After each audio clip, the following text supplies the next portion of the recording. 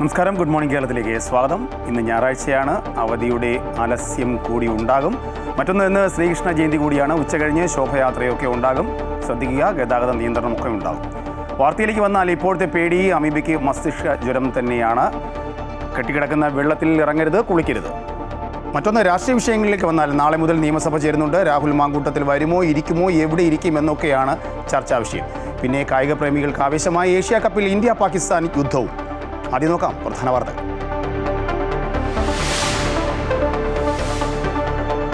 തിരുവനന്തപുരത്ത് വീണ്ടും അമീബയ്ക്ക് മസ്തിഷ്ക ജ്വരം സ്ഥിരീകരിച്ചതോടെ നിരീക്ഷണം ശക്തമാക്കി ആരോഗ്യ വകുപ്പ്. രോഗബാധിതനായ 17-കാരൻ തിരുവനന്തപുരം മെഡിക്കൽ കോളേജ് ആശുപത്രിയിൽ ചികിത്സയിൽ.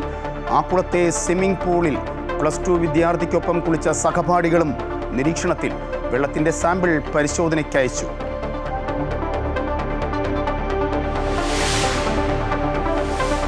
ഭക്തിയുടെ നിറവിൽ ഇന്ന് ജന്മാഷ്ടമി. ശ്രീകൃഷ്ണസ്വാമി ക്ഷേത്രങ്ങളിൽ പ്രത്യേക പൂജകൾ. ഗുരുവായൂരും അമ്പലപ്പുഴ ശ്രീകൃഷ്ണസ്വാമി ക്ഷേത്രത്തിലും വൻ ഭക്തജനത്തിരക്ക്. നിരത്തുകൾ അമ്പാടിയാക്കി ഇന്ന് 5 ലക്ഷം കുഞ്ഞുങ്ങൾ ശോഭയാത്രയിൽ പങ്കെടുക്കും.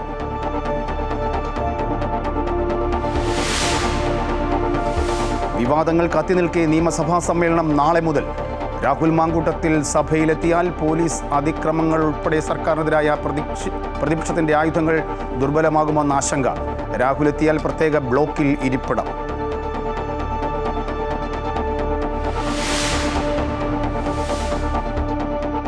പോലീസിലെ ക്രിമിനൽ മുഖം വെളിപ്പെടുത്തി കൂടുതൽ പരാതികൾ. തൃശൂർ അന്തിക്കാട് പോലീസ് സ്റ്റേഷനിലെ CIയുടെ നേതൃത്വത്തിൽ നടന്ന കരിക്ക് മർദ്ദനത്തിൽ അരിമ്പൂർ സ്വദേശി സുനിൽകുമാറിന്റെ വാരിയെല്ലുകൾ പൊട്ടിയിട്ട് 1 വർഷത്തിലധികം. മുഖ്യമന്ത്രിക്കും മനുഷ്യാവകാശ കമ്മീഷനും അടക്കം പരാതി നൽകിയിട്ടും നടപടി ഉണ്ടായില്ലെന്ന് സുനിൽകുമാർ.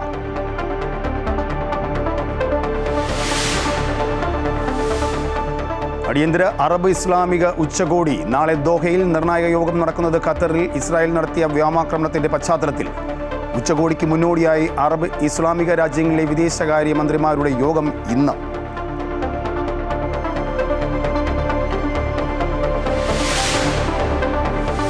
ഏഷ്യ കപ്പ് ക്രിക്കറ്റിൽ സൂപ്പർ 4 ലക്ഷ്യമിട്ട് ഇന്ത്യ ഇന്ന് പാകിസ്ഥാനെതിരെ. മത്സരം കാണാൻ BCCI ഉന്നതർ എത്തിയേക്കില്ല. ദുബായ് അന്താരാഷ്ട്ര ക്രിക്കറ്റ് സ്റ്റേഡിയത്തിൽ കർശന സുരക്ഷാ ക്രമീകരണം.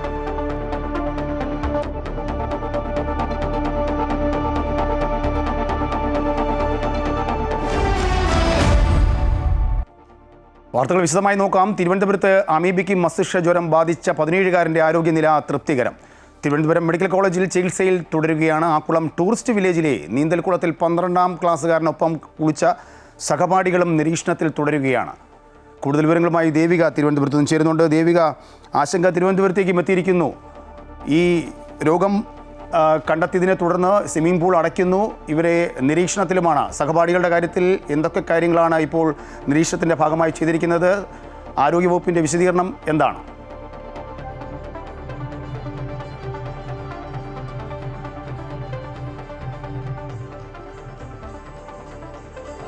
രാജേഷ്, ഇത്തരത്തിൽ ഈ അമീബിക് മസ്തിഷ്ക ജ്വരം ഈ തിരുവനന്തപുരത്തും ഈ റിപ്പോർട്ട് ചെയ്തതിന് പിന്നാലെ ആശങ്ക വളരുകയാണ്. പക്ഷേ ഈ ഒരു സാഹചര്യത്തിലും ഈ 17 വയസ്സുകാരന്റെ കൂടെ ഈ ആക്കുളം ടൂറിസ്റ്റ് വില്ലേജിൽ ആ പൂളിലിറങ്ങിയ മറ്റ് സഹപാഠികൾക്ക് അമീബിക് മസ്തിഷ്ക ജ്വരത്തിന്റെ ലക്ഷണങ്ങളില്ല എന്ന് തന്നെയാണ് മനസ്സിലാക്കാൻ സാധിക്കുന്നത്. അത് വളരെ ആശ്വാസം നൽകുന്നൊരു കാര്യം തന്നെയാണ്. ഈ 17 വയസ്സുകാരൻ ഓഗസ്റ്റ് 16-നാണ് ഇത്തരത്തിൽ ഈ ഒരു ആക്കുളം ടൂറിസ്റ്റ് വില്ലേജിൽ സഹപാഠികൾക്കൊപ്പം ഈ പൂളിലേക്ക് ഇറങ്ങുന്നത്. അതിനുശേഷം ശക്തിയായ തലവേദനയും പനിയും അനുഭവപ്പെട്ടതിനെ തുടർന്നാണ് ആദ്യം ഈ ഒരു കുട്ടിയെ സ്വകാര്യ ആശുപത്രിയിൽ പ്രവേശിപ്പിക്കുന്നത്. പിന്നീട് ഈ തലവേദനയും പനിയും കൂടിയതിനു ശേഷമാണ് തീവ്രപരിചരണ വിഭാഗത്തിലേക്കൊക്കെ മാറ്റുന്നത്. അമീബിക് മസ്തിഷ്ക ജ്വരം ആണ് എന്ന് കഴിഞ്ഞ ദിവസമാണ് സ്ഥിരീകരിക്കുന്നത്.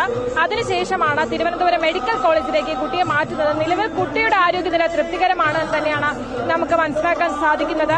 കഴിഞ്ഞ ദിവസമാണ് ഈ ആരോഗ്യ വകുപ്പ് ഇത് സംബന്ധിച്ച കണക്കുകളൊക്കെ പുറത്തുവിട്ടത്. ആകെ ഈ വർഷം 17 പേർ അമീബിക് മസ്തിഷ്ക ജ്വരം ബാധിച്ച് മരിച്ചിട്ടുണ്ട്.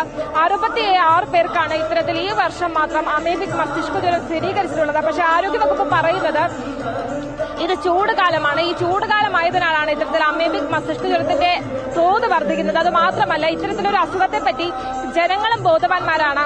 ആ രോഗലക്ഷണങ്ങൾ നമുക്ക് സുപരിചിതമാണ്. അതുകൊണ്ട് തന്നെയാണ് ഈ രോഗം ഈ വർദ്ധിക്കുന്നതിനുള്ള, അതായത് ഇത് റിപ്പോർട്ട് ചെയ്യുന്ന തോത് കൂടാൻ കാരണമെന്ന് തന്നെയാണ് മനസ്സിലാക്കാൻ സാധിക്കുന്നത്. എന്തായാലും ഈ സ്വിമ്മിംഗ് പൂളിലെ ജലസാമ്പിളുകൾ സ്വീകരിച്ചിട്ടുണ്ട്, അത് കളക്ട് ചെയ്തിട്ടുണ്ട്. അതിന് പരിശോധിച്ച റിപ്പോർട്ട് പുറത്തുവരേണ്ടതുണ്ട്. ആ പരിശോധനാ ഫലം നിർണായകമാകുമെന്ന് തന്നെയാണ് മനസ്സിലാക്കാൻ സാധിക്കുന്നത്. രാജേഷ്.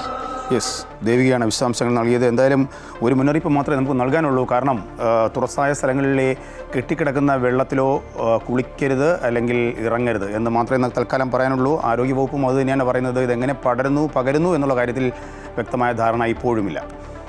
അമീബിക്ക് മസ്തിഷ്ക ജ്വരം ബാധിച്ച് കോഴിക്കോട് 10 പേർ ചികിത്സയിൽ തുടരുന്നു. കോഴിക്കോട് മെഡിക്കൽ കോളേജ് ആശുപത്രിയിൽ 9 പേരും സ്വകാര്യ ആശുപത്രിയിൽ ഒരാളുമാണ് ചികിത്സയിലുള്ളത്. കോഴിക്കോട്, മലപ്പുറം, വയനാട് സ്വദേശികളാണ് ചികിത്സയിലുള്ളവർ. ഇന്നലെ അനശ്ശേരി സ്വദേശിയായ 30-കാരൻ രോഗമുക്തി നേടി ആശുപത്രി വിട്ടിരുന്നു. ഈ വർഷം 17 പേരാണ് അമീബിക് മസ്തിഷ്ക ജ്വരം ബാധിച്ച് മരിച്ചത്. ഇനി കുറച്ച് രാഷ്ട്രീയ വിഷയങ്ങളിലേക്ക് പോവാം. വിവാദങ്ങൾ കത്തി നിൽക്കെ നിയമസഭാ സമ്മേളനം നാളെ മുതൽ ആരംഭിക്കും. ലൈംഗിക ആരോപണങ്ങളിൽ ഉൾപ്പെട്ട രാഹുൽ മാങ്കൂട്ടത്തിൽ സഭയിലെത്തുമോ എന്നതിൽ വ്യക്തതയില്ല. രാഹുൽ വന്നാൽ നേരത്തെ PV അൻവർ ഇരുന്ന പ്രത്യേക ബ്ലോക്കിലായിരിക്കും ഇരിപ്പിടം. സർക്കാരിനെതിരെ നിരവധി ആയുധങ്ങളുണ്ടെങ്കിലും രാഹുൽ വിവാദത്തിലെ പ്രതിപക്ഷം പ്രതിരോധത്തിലുമാണ്. പോലീസ് അതിക്രമങ്ങൾ സർക്കാരിനെതിരെ ഉന്നയിക്കാനാണ് പ്രതിപക്ഷത്തിൻ്റെ നീക്കം. പോലീസിൻ്റെ ക്രിമിനൽ മെൻറ്റാലിറ്റിയെക്കുറിച്ചുള്ള വാർത്തകൾ കഴിഞ്ഞ ഒരാഴ്ചയായിട്ട് മാധ്യമങ്ങളിലൂടെ വരികയാണ്. അതിൻ്റെ ഒരു ദൃക്സാക്ഷി കൂടെ ആകുന്ന ഒരു വാർത്തയിലേക്കാണ് നമ്മൾ പോകുന്നത്. തൃശ്ശൂർ അന്തിക്കാട് പോലീസ് സ്റ്റേഷനിലെ CIയുടെ നേതൃത്വത്തിൽ നടന്ന കരിക്ക് മർദ്ദനത്തിൽ അരിമ്പൂർ വെളുത്തൂരിലെ സുനിൽകുമാറിൻ്റെ 2 വാരിയലുകൾ പൊട്ടിയിട്ട് 1 വർഷത്തിലധികമായി. മുഖ്യമന്ത്രി, മനുഷ്യാവകാശ കമ്മീഷൻ തുടങ്ങിയവർക്കെല്ലാം പരാതി നൽകിയെങ്കിലും പോലീസുകാർക്കെതിരെ ഇതുവരെ നടപടി ഉണ്ടായില്ലെന്ന് സുനിൽകുമാർ ആരോപിക്കുന്നു. അരിമ്പൂർ വെളുത്തൂർ സ്വദേശി വടക്കുന്തല വീട്ടിൽ സുനിൽകുമാറിനെ കഴിഞ്ഞ വർഷം മെയ് മാസത്തിൽ വെളുത്തൂർ ക്ഷേത്രത്തിൽ നടന്ന ഗാനമേളയ്ക്കിടെയുണ്ടായ പ്രശ്നങ്ങളെ തുടർന്നാണ് അന്തിക്കാട് പോലീസ് കസ്റ്റഡിയിലെടുക്കുന്നത്. സുനിൽകുമാറിന്റെ സഹോദരി പുത്രനടക്കം 15ഓളം പേരെ പോലീസ് കസ്റ്റഡിയിലെടുത്തിരുന്നു. ഇപ്പോഴുള്ള സ്റ്റേഷനിൽ നിന്ന് പുലർച്ചെ സമീപത്തുള്ള പഴയ പോലീസ് സ്റ്റേഷൻ കെട്ടിടത്തിലെത്തിച്ച കരിക്ക തുണിയിൽ കെട്ടി ക്രൂരമായി മർദ്ദിച്ചതായാണ് പരാതി. തന്നെ CI വിനീഷും പോലീസുകാരനായ അനൂപും ചേർന്നാണ് മർദ്ദിച്ചതെന്ന് സുനിൽകുമാറിന്റെ പരാതിയിൽ പറഞ്ഞിരുന്നു. നെഞ്ചിലും മുഖത്തും മർദ്ദിച്ചു. കരിക്കുകൊണ്ട് 7 തവണ തുണിയിൽ പൊതിഞ്ഞ് ഇടിച്ചുവെന്നുമാണ് പരാതിയിലുള്ളത്. പോലീസ് വിട്ടയച്ച ശേഷം സുനിൽകുമാർ അടക്കം 6 പേർ തൃശൂർ ജില്ലാ ആശുപത്രിയിൽ ചികിത്സ തേടിയിരുന്നു. സുനിൽകുമാറിന്റെ 2 വാരിയെല്ലുകൾ തകർന്നതായും ലങ്സിന് തകരാർ സംഭവിച്ചതായും പരാതിയുണ്ട്. കരിക്ക് പൊതിഞ്ഞ് കെട്ടി ഞങ്ങളെ അതിക്രൂരമായി മർദ്ദിച്ചു. അതിലെൻ്റെ ലെൻസിനൊക്കെ ഞാൻ എൻ്റെ പുറത്തിടിച്ചു. പിന്നെ കുറേ ഇടികൾ അദ്ദേഹം ഇടിച്ചു. CI വിനീഷ് സാറായിരുന്നു. അദ്ദേഹത്തിൻ്റെ വീട് തിരുവനന്തപുരത്തെന്ന് പറയണം, നമുക്കറിയില്ല. അതൊക്കെ കഴിഞ്ഞ് ഞാൻ ഹോസ്പിറ്റലായി. പിന്നെ ലെൻസിൻ്റെ ഞാൻ സ്കാൻ ചെയ്തു, എക്സ്റേ എടുത്ത്. അപ്പോൾ എല്ലിന് 2 വാരിയിൽ 2 പൊട്ടിയിട്ടുണ്ടായിരുന്നു. പിന്നെ ലെൻസ് സ്കാൻ ചെയ്യാൻ പറഞ്ഞു. സ്കാൻ ചെയ്തപ്പോൾ ലെൻസിന് കംപ്ലൈൻറ്റ് ഉണ്ട്, ഓപ്പറേഷൻ ചെയ്യണമെന്ന് പറഞ്ഞാൽ. ഇപ്പോൾ സാമ്പത്തിക സ്ഥിതി ഇല്ലാത്തതിൻ്റെ പേരിൽ നമ്മൾ ചെയ്യുന്നില്ല. ഇപ്പോൾ പിക്കപ്പ് വാൻ ഡ്രൈവറാണ് സുനിൽകുമാർ. കൂടുതൽ സമയം വാഹനം ഓടിക്കാൻ ശാരീരിക അസ്വസ്ഥതകളുണ്ടെന്നും ഇയാൾ പറയുന്നു. മനുഷ്യാവകാശ കമ്മീഷനും മുഖ്യമന്ത്രിക്കും അടക്കം പരാതി നൽകിയിട്ടും തനിക്ക് നീതി ലഭിച്ചില്ലെന്നാണ് സുനിൽകുമാർ ആരോപിക്കുന്നത്. അമൃത ന്യൂസ്, തൃശൂർ. പ്രധാനമന്ത്രി നരേന്ദ്രമോദിയുടെ വടക്ക് കിഴക്കൻ സംസ്ഥാനങ്ങളിലെ സന്ദർശനം തുടരുന്നു. ഇന്ന് അസമിൽ 18,500 കോടി രൂപയുടെ പദ്ധതികൾ ഉദ്ഘാടനം ചെയ്യും. രാവിലെ ദരംഗ് ജില്ലയിൽ മെഡിക്കൽ കോളേജ് ഉൾപ്പെടെ 3,600 കോടി രൂപയുടെ പദ്ധതികൾക്കാണ് പ്രധാനമന്ത്രി തുടക്കം കുറിക്കുന്നത്. തുടർന്ന് ഗോലാഘട്ട് ജില്ലയിൽ ബയോ എത്തനോൾ പ്ലാന്റിൻ്റെ ഉദ്ഘാടനം പ്രധാനമന്ത്രി നിർവഹിക്കും. 2 ജില്ലകളിലും പൊതുയോഗത്തെ പ്രധാനമന്ത്രി അഭിസംബോധന ചെയ്യും. നാളെ പശ്ചിമ ബംഗാളിൽ വിവിധ പദ്ധതികൾ നരേന്ദ്രമോദി രാജ്യത്തിന് സമർപ്പിക്കും. ഹമാസ് നേതാക്കളെ ലക്ഷ്യമിട്ട് ഖത്തറിൽ ഇസ്രായേൽ നടത്തിയ വ്യോമാക്രമണത്തിന്റെ പശ്ചാത്തലത്തിൽ അടിയന്തര അറബ് ഇസ്ലാമിക ഉച്ചകോടി ദോഹയിൽ നടക്കും. നാളെയാണ് ഉച്ചകോടി. ഇതിന് മുന്നോടിയായി അറബ് ഇസ്ലാമിക രാജ്യങ്ങളിലെ വിദേശകാര്യമന്ത്രിമാരുടെ യോഗം ഇന്ന് ചേരും. ഈ യോഗത്തിൽ അവതരിപ്പിക്കുന്ന ഇസ്രായേൽ ആക്രമണം സംബന്ധിച്ച കരട് പ്രമേയം നാളെ നടക്കുന്ന ഉച്ചകോടിയിൽ ചർച്ച ചെയ്യും. ഇസ്രായേൽ ആക്രമണത്തിന് പിന്നാലെ GCC രാജ്യങ്ങൾ ഖത്തറിന് പിന്തുണ പ്രഖ്യാപിച്ചിരുന്നു. ഉച്ചകോടി നടക്കുന്നതിൻ്റെ സാഹചര്യത്തിൽ ഖത്തറിൽ സുരക്ഷാ ക്രമീകരണങ്ങൾ ശക്തമാക്കിയിട്ടുണ്ട്. അതിനിടെ ഖത്തർ പ്രധാനമന്ത്രിയും വിദേശകാര്യമന്ത്രിയുമായ Sheikh Mohammed bin Abdul Rahman bin Jassim Al Thani വാഷിംഗ്ടണിലെത്തി പ്രസിഡന്റ് ഡൊണാൾഡ് ട്രംപുമായും ഉന്നത ഭരണ നേതൃത്വവുമായും കൂടിക്കാഴ്ച നടത്തിയിരുന്നു. നിലവിലെ സാഹചര്യത്തിൽ US-ഉമായുള്ള സഹകരണം ശക്തിപ്പെടുത്തുകയായിരുന്നു സന്ദർശന ലക്ഷ്യം. കോഴിക്കോട്ടെ വിജിൽ നരഹത്യ കേസിൽ പിടിയിലായ 2ാം പ്രതിയുമായി അന്വേഷണ സംഘം ഇന്ന് കേരളത്തിലേക്ക് തിരിച്ചെത്തും. തെലങ്കാനയിൽ വെച്ചാണ് ഇന്നലെ വൈകിട്ട് രഞ്ജിത്തിനെ എലത്തൂർ പോലീസ് പിടികൂടിയത്. ബാംഗ്ലൂരിൽ നിന്നും രക്ഷപ്പെട്ട ഇയാൾ തെലങ്കാനയിൽ ഒളിവിൽ കഴിയുന്നതിനിടയിലാണ് പിടിയിലായത്. അതേസമയം വിജിലിൻ്റേതെന്ന് സംശയിക്കുന്ന അസ്ഥികൂടത്തിൽ നിന്നും മാതാപിതാക്കളിൽ നിന്നും ശേഖരിക്കുന്ന DNA സാമ്പിളുകൾ കണ്ണൂരിലെ റീജിയണൽ ഫോറൻസിക് സയൻസ് ലബോറട്ടറിയിൽ പരിശോധനയ്ക്ക് അയക്കും.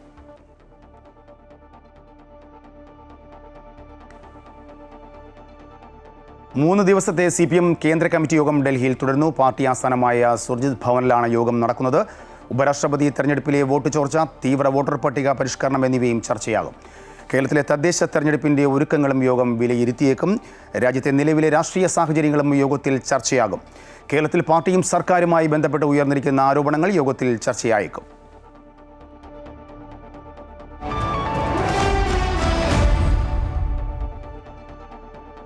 കായിക പ്രേമികൾ കാത്തിരിക്കുന്ന ഒരു വാർത്തയിലേക്ക്. ഏഷ്യ കപ്പിൽ ക്രിക്കറ്റ് പ്രേമികൾ ഉറ്റുനോക്കുന്ന ഇന്ത്യ-പാക് മത്സരം ഇന്ന് നടക്കും. ദുബൈ അന്താരാഷ്ട്ര ക്രിക്കറ്റ് സ്റ്റേഡിയത്തിൽ 8 മണിക്കാണ് മത്സരം. പാൽഗാം ഭീകരാക്രമണത്തിന്റെ പശ്ചാത്തലത്തിൽ മത്സരത്തിൽ നിന്നും വിട്ടുനിൽക്കുവാനുള്ള തീരുമാനത്തിലാണ് BCCI അംഗങ്ങൾ. UAEക്കെതിരായ മിന്നുന്ന ജയത്തോടെയാണ് ഇന്ത്യ പാകിസ്ഥാനെ നേരിടാനെത്തുന്നത്. പാകിസ്ഥാനാകട്ടെ ഒമാനെതിരായ ആധികാരിക ജയത്തോടെയും. എന്തായാലും ഈ കളിയിൽ ഇന്ത്യക്കാണ് മുൻതൂക്കം. ഇന്ത്യയും പാകിസ്ഥാനും A ഗ്രൂപ്പിലായതിനാൽ ഫൈനൽ മത്സരത്തിന് അവസരമുണ്ടാവില്ല. നിലവിലെ ചാമ്പ്യന്മാരായ ഇന്ത്യക്കൊപ്പം പാകിസ്ഥാൻ, ഒമാൻ, UAE ടീമുകളാണ് ഗ്രൂപ്പ് Aയിലുള്ളത്. UAEയിലെത്തിയ സൂര്യകുമാർ യാദവിന്റെ നേതൃത്വത്തിലുള്ള ഇന്ത്യൻ ടീം ഇതിനകം പരിശീലനം ആരംഭിച്ചു കഴിഞ്ഞു. മലയാളി താരം സഞ്ജു സാംസൺ ടീമിൽ ഇടം നേടിയതിനാൽ പ്രവാസികളായ കാണികളിൽ ആവേശം വാനോളമുയർന്നു. എങ്കിലും പ്ലേ 11-ൽ സഞ്ജു ഇടം പിടിക്കുമോ എന്നതും ചോദ്യചിഹ്നമാണ്. പ്ലേ 11-ൽ ഇടം നേടിയാൽ സഞ്ജു ഇന്നിംഗ്സ് ഓപ്പൺ ചെയ്യുമോ എന്ന ചർച്ചകളും സമൂഹമാധ്യമങ്ങളിൽ സജീവമാണ്. ആദ്യഘട്ട മത്സരം പൂർത്തിയായാൽ ഇരു ഗ്രൂപ്പുകളിൽ നിന്നും 2 വീതം ടീമുകൾ സൂപ്പർ 4ലേക്ക് കടക്കും. ഗ്രൂപ്പ് ചാമ്പ്യന്മാരായാൽ ഇന്ത്യയുടെ സൂപ്പർ 4 മത്സരങ്ങളെല്ലാം ദുബൈയിലായിരിക്കും. അതേസമയം ഗ്രൂപ്പിൽ രണ്ടാമതാണെങ്കിൽ സൂപ്പർ 4 മത്സരങ്ങളിൽ 1 അബുദാബിയിലും ബാക്കിയുള്ളത് ദുബൈയിലുമാകും നടക്കുക. സെപ്റ്റംബർ 20 മുതൽ 26 വരെയാണ് സൂപ്പർ 4 മത്സരങ്ങൾ. സെപ്റ്റംബർ 28-ന് ദുബൈയിലാണ് ഫൈനൽ മത്സരം. 2 ഫോർമാറ്റിലുമായി 8 തവണ കപ്പ് ഉയർത്തിയ ഇന്ത്യക്ക് തന്നെയാണ് ഇത്തവണയും കൂടുതൽ സാധ്യത കൽപ്പിക്കുന്നത്. News desk, Amrita news. India Pakistan പോരാട്ടത്തിനായി Dubai അന്താരാഷ്ട്ര ക്രിക്കറ്റ് സ്റ്റേഡിയത്തിൽ തയ്യാറെടുപ്പുകൾ പൂർത്തിയായി. കർശന സുരക്ഷാ ക്രമീകരണങ്ങളാണ് ഒരുക്കിയിരിക്കുന്നത്. ഏഷ്യ കപ്പിലെ ആവേശ പോരാട്ടത്തിന് ഇനി മണിക്കൂറുകൾ മാത്രം ബാക്കി. ഇന്ത്യ-പാകിസ്ഥാൻ മത്സരം കാണാൻ 10,000-ങ്ങൾ ദുബായ് അന്താരാഷ്ട്ര ക്രിക്കറ്റ് സ്റ്റേഡിയത്തിൽ എത്തുമെന്നാണ് പ്രതീക്ഷിക്കുന്നത്. മത്സരം കാണാനെത്തുന്ന ആരാധകർക്കായി സുരക്ഷാ ക്രമീകരണത്തിന്റെ ഭാഗമായുള്ള നിർദ്ദേശങ്ങൾ ദുബായ് പോലീസ് പുറത്തിറക്കി. കാണികൾക്കായി പ്രത്യേക പാർക്കിംഗ് ഇടങ്ങൾ സ്റ്റേഡിയത്തിന്റെ പരിസരങ്ങളിൽ സജ്ജമാക്കിയിട്ടുണ്ട്. UAE സമയം വൈകിട്ട് 6:30-നാണ് മത്സരം ആരംഭിക്കുക. കളി തുടങ്ങുന്നതിനും 3 മണിക്കൂർ മുൻപ് മുതൽ പ്രവേശനം അനുവദിക്കും. ടിക്കറ്റില്ലാതെ പ്രവേശിക്കുക, നിരോധിത വസ്തുക്കൾ കൈവശം വയ്ക്കുക എന്നിവ ചെയ്താൽ 1 മാസം മുതൽ 3 മാസം വരെ തടവും 5,000 മുതൽ 30,000 ദിർഹം വരെ പിഴയുമാണ് ശിക്ഷ. അധിക്ഷേപ വാക്കുകൾ പറയുക, കളിക്കളത്തിലേക്ക് വസ്തുക്കൾ വലിച്ചെറിയുക തുടങ്ങിയ കുറ്റകൃത്യങ്ങൾക്ക് 10,000 മുതൽ 30,000 ദിർഹം വരെ പിഴയും തടവും ലഭിക്കും. പവർ ബാങ്കുകൾ, പടക്കം, കൊടികൾ, ബാനറുകൾ, സെൽഫി സ്റ്റിക്കുകൾ, ഭക്ഷണപാനീയങ്ങൾ എന്നിവ സ്റ്റേഡിയത്തിനകത്ത് അനുവദിക്കില്ല. UAEയുടെ സംസ്കാരത്തിന് യോജിച്ച പെരുമാറ്റം കാഴ്ചവെക്കണമെന്ന് കാണികൾക്ക് ദുബായ് പോലീസ് നിർദ്ദേശം നൽകി. Amrita news, Dubai. ഇന്ന് ശ്രീകൃഷ്ണ ജയന്തിയാണ്. ശ്രീകൃഷ്ണ ജയന്തിയോടനുബന്ധിച്ച് തലസ്ഥാനത്തെ ശ്രീകൃഷ്ണസ്വാമി ക്ഷേത്രങ്ങളിലെല്ലാം വലിയ ഭക്തജന തിരക്കാണ് അനുഭവപ്പെടുന്നത്. തത്സമയ വിശേഷങ്ങളൊക്കെ കാണാം.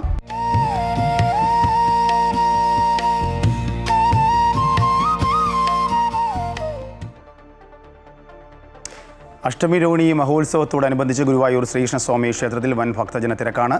പുലർച്ചെ 3-ന് നട തുറന്നു. അപ്പോൾ മുതൽ വലിയ ഭക്തജന തിരക്കാണ് അനുഭവപ്പെടുന്നത്. ക്ഷേത്രത്തിൽ കനത്ത സുരക്ഷാ ക്രമീകരണങ്ങളൊക്കെ ഏർപ്പെടുത്തിയിട്ടുണ്ട്. തിരക്ക് പ്രമാണിച്ച് രാവിലെ 6 മണി മുതൽ VIP ദർശനം ഒഴിവാക്കി. അഷ്ടമി രോഹിണിയോടനുബന്ധിച്ച് നടക്കുന്ന ഉറിയടി ഘോഷയാത്ര രാവിലെ 9 മണിക്ക് മമ്മിയൂർ ക്ഷേത്രത്തിൽ നിന്നും ആരംഭിക്കും. ഗുരുവായൂരിൽ നിന്നുള്ള തത്സമയ വിവരങ്ങളുമായി ഹരീഷ് ചേരുന്നുണ്ട്. ഹരീഷ്, ഗുരുവായൂർ കണ്ണനെ കാണാൻ വേണ്ടിയിട്ടുള്ള തിരക്കിനെ കുറിച്ച് പറയേണ്ട കാര്യമില്ല. ചടങ്ങുകൾ എങ്ങനെയാണ്? മറ്റ് ഘോഷയാത്ര ഉൾപ്പെടെയുള്ള പരിപാടികൾ എന്തൊക്കെയാണ്?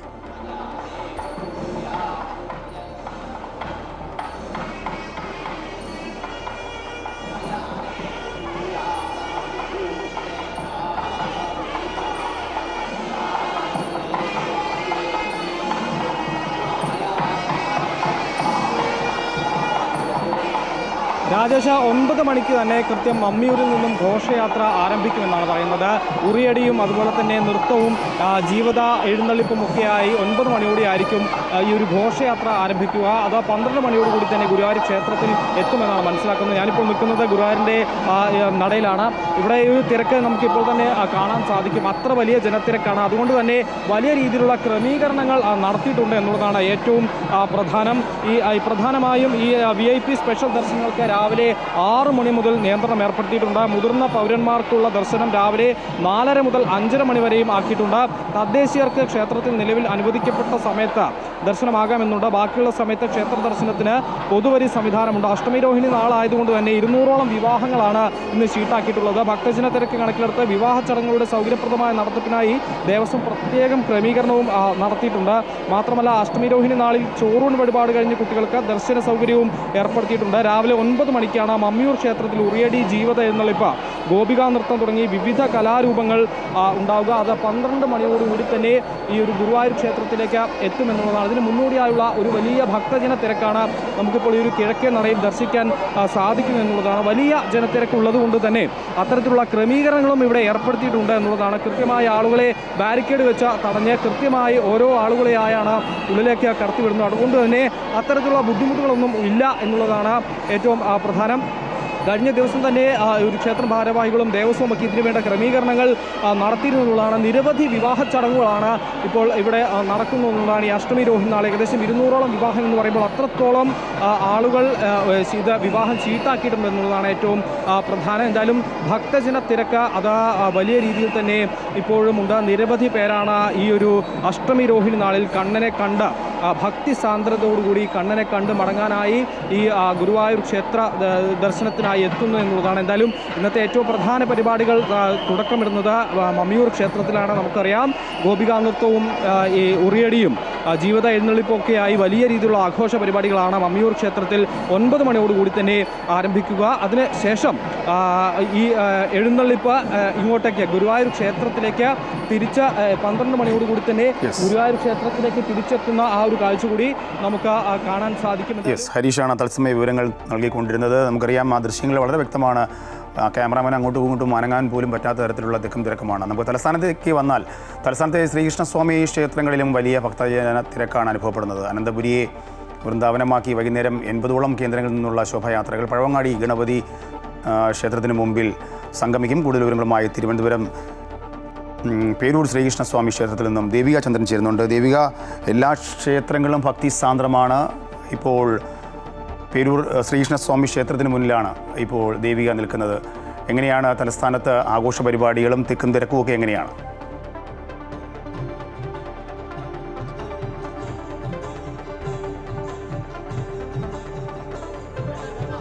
രാജേഷ്, ഇന്ന് ഈ ഉണ്ണിക്കണ്ണന്മാരും ഗോപികമാരും ചേർന്ന തലസ്ഥാനത്തെ അമ്പാടിയും വൃന്ദാവനവുമാക്കും. ഞാനിപ്പോൾ ഉള്ളത് പേരൂർ ശ്രീകൃഷ്ണസ്വാമി ക്ഷേത്രത്തിന് മുന്നിലാണ്. ഇവിടെയും രാവിലെ മുതൽ വലിയ ഭക്തജന തിരക്കാണ് അനുഭവപ്പെടുന്നത്. ഇവിടെ ഭജനയുണ്ട്, ഭജന നടക്കുന്നുണ്ട്.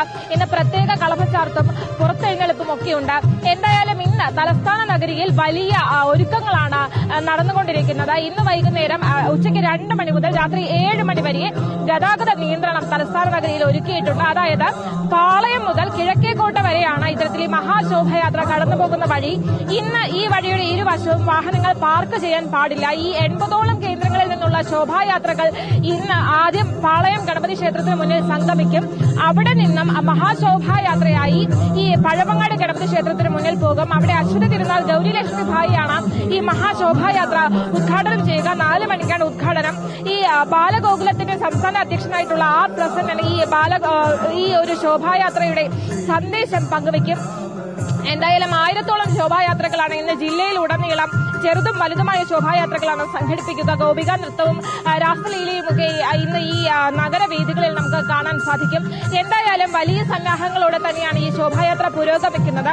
ഇത്തരത്തിൽ ഈ ശോഭായാത്രയ്ക്കായി കുട്ടികളെ ഇറക്കാൻ വരുന്ന വാഹനം ഉൾപ്പെടെ പാർക്ക് ചെയ്യാൻ ആറ്റുകാൽ ക്ഷേത്രത്തിന്റെ ഗ്രൗണ്ട് ഉൾപ്പെടെ സജ്ജമാക്കിയിട്ടുണ്ട്. എന്തായാലും ഇന്ന് 2 മണി മുതൽ 7 മണി വരെ എന്തായാലും ഈ പാളയം മുതൽ Spencer junction, over bridge, Kizhakkekotta എന്നീ സ്ഥലങ്ങളിൽ വാഹനങ്ങൾ പാർക്ക് ചെയ്യാൻ സാധിക്കില്ല.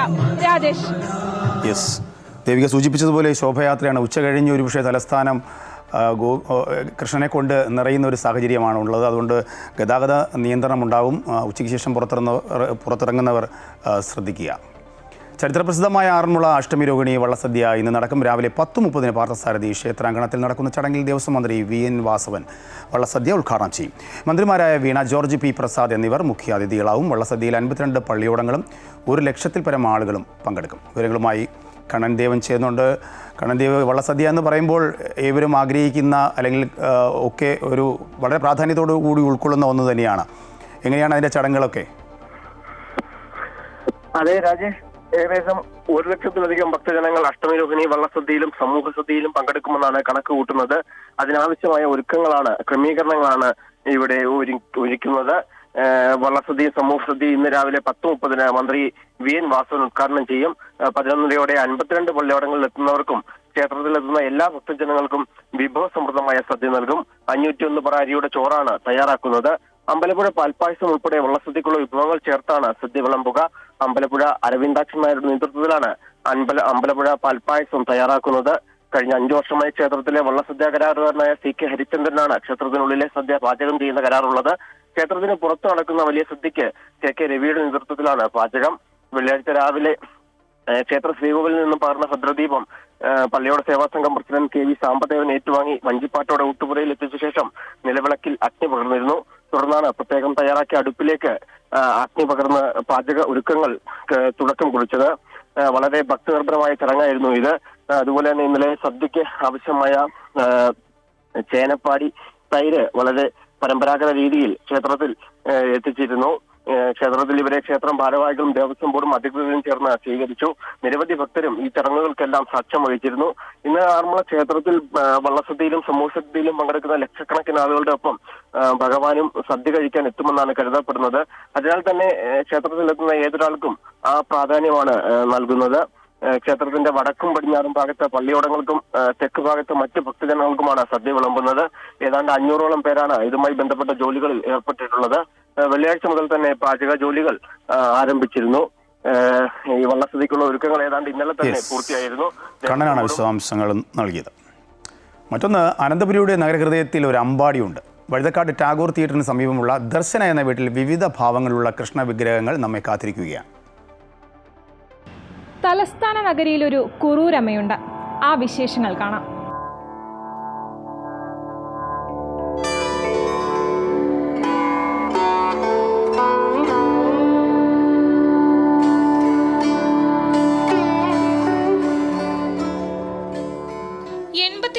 ായ ശാന്താസി നായരാണ് ഈ അമ്പാടിയിലെ കുറൂരമ്മ. കുഞ്ഞുനാൾ മുതലേ കൃഷ്ണഭക്തിയായ ഈ അമ്മയ്ക്ക് പറയാൻ ഒരുപാട് കഥകളുണ്ട്. 6 തലമുറകളായിട്ട് ഞങ്ങളെല്ലാവരും കൃഷ്ണഭക്തന്മാരാണ്.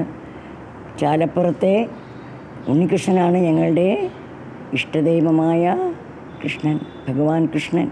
150 വർഷത്തിലധികം പഴക്കമുള്ള ഗുരുവായൂരപ്പന്റെ ചിത്രമുണ്ടിവിടെ. ഏറ്റവും പഴക്കമുള്ള വിഗ്രഹം വെച്ചാൽ ഒരു 150-200 കൊല്ലത്തിന് മുമ്പ് ഒരു ഗുരുവായൂരപ്പൻ്റെ ഒരു വിഗ്രഹം എൻ്റെ അപ്പൂപ്പൻ പൂജിച്ചുകൊണ്ടിരുന്നതാണ്. അന്ന് ഇങ്ങനെയേ ആയിരുന്നില്ല. ഇപ്പം കാണുമ്പോഴത്തെ പടങ്ങ് അല്ല അന്നത്തെ പടം, ഒരു വ്യത്യാസമാണതിന്. എന്നാൽ അതിന് വളരെ വളരെ വളരെ ശക്തിയാണ്. എൻ്റെ അച്ഛന് വളരെ സീരിയസ് ആയിട്ട് കിടന്ന സമയത്ത് പോലും ഞങ്ങൾ അതിൽ കിടാവിളക്ക് വെച്ച് പ്രാർത്ഥിച്ചു. എത്ര എളുപ്പമാണ് അച്ഛൻ നടന്നു തുടങ്ങിയത്. ആദ്യം നടന്നു തുടങ്ങിയാൽ ഗുരുവായൂർ പോകാൻ നേർന്നു. അപ്പം തന്നെ 41 ആയില്ല, അതിന് മുമ്പ് അച്ഛൻ നടന്നു തുടങ്ങി.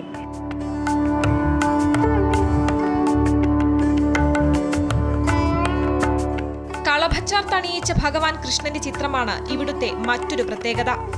ഇവിടെ എൻ്റെ പൂജാമുറിയിൽ പ്രതിഷ്ഠിച്ചിരിക്കുന്ന ആ ഗുരുവായൂരപ്പൻ്റെ ആ ഒരു ഫോട്ടോയാണത്. അതിൽ എനിക്ക് ആ ഭഗവാനെ ചന്ദനം ചാർത്താനുള്ള അല്ലെങ്കിൽ കളഭം അണിയിക്കാനുള്ള ഭാഗ്യം കിട്ടിയിട്ടുണ്ട്. അത് സജീവ ചൈതന്യമായിട്ടാണ് അവിടുന്ന് അതിൽ വിളങ്ങിക്കൊണ്ടിരിക്കുന്നത്.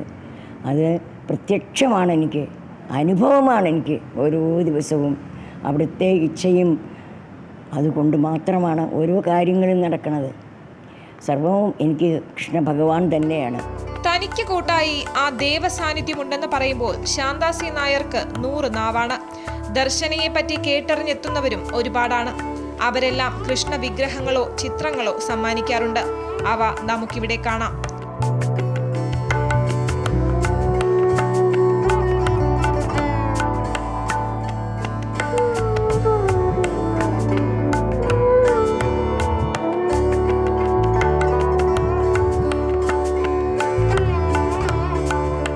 വെണ്ണയുണ്ണുന്ന കണ്ണൻ, രാസലീല ഭാവത്തിലുള്ള രാധാകൃഷ്ണന്മാർ, ഓടക്കുഴലൂതുന്ന ശ്രീകൃഷ്ണൻ എന്നിങ്ങനെ വിവിധ ഭാവങ്ങളിലുള്ള ശ്രീകൃഷ്ണ വിഗ്രഹങ്ങളും ചിത്രങ്ങളും ഇവിടെയുണ്ട്.